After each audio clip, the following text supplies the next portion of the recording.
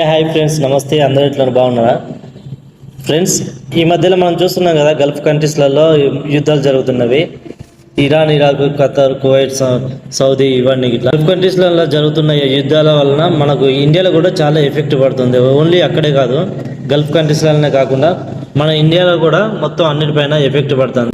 ఇప్పుడు అన్ని రవాణాలు అన్నీ నిలిచిపోవడం వల్ల ఈ ప్రతి ఒక్క ఐటెం పైన ఛార్జెస్ బాగా పెరిగిపోతున్నాయి. ఇప్పుడు నాలాంటి చిన్న చిన్న వ్యాపారులు ఇట్లా ఏమన్నా వ్యాపారం ఇట్లా చేద్దామన్నా కానీ చేయలేకపోయేంత సిచ్యువేషన్లో ఉంది. ఇప్పుడు నేను నడిపిస్తున్న హోటల్కి ఏదైనా సామాను ఇట్లా తెద్దామన్నా కానీ ముందున్న రోజులకి ఇప్పటికీ చాలా ఇబ్బందిగా అవుతుంది.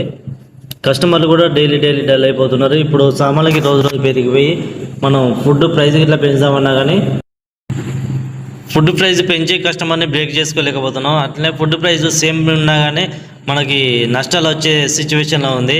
ఈ సిచ్యువేషన్లో హోటల్ని రన్ చేయాలన్నా లేదంటే క్లోజ్ చేసుకొని కొన్ని రోజులు రెస్ట్ తీసుకోవాలని ఎటు అర్థం కాకుండా ఉంది. ఇప్పుడు సిలిండర్కి ఇట్లా తీసుకురావాలన్నా కానీ ప్రతి రోజుకి పెరిగిపోతూ ఉన్నది. ముందున్న రోజులలో చిన్న సిలిండర్ అయితే 1050 రూపాయలకు అట్లా వచ్చేది, ఇప్పుడు 1200 అట్లా వస్తుంది. అదే కమర్షియల్ అయితే 2000 అట్లా వచ్చేది. ఇప్పుడు కమర్షియల్ మొత్తానికే బంద్ అయిపోయినాయి. అవి ఎప్పుడు వస్తుందో ఏం కథో తెలియదు. గ్యాస్ బుకింగ్ వాళ్ళని కూడా అడిగినా కానీ వాళ్ళు ఎటు క్లారిటీ చెప్పలేకపోతున్నారు. రోజు రోజుకి ఆయిల్ కానీ పప్పులు ఉప్పులు ఇట్లా అన్నీ రోజు రోజు పెరిగిపోతున్నాయి.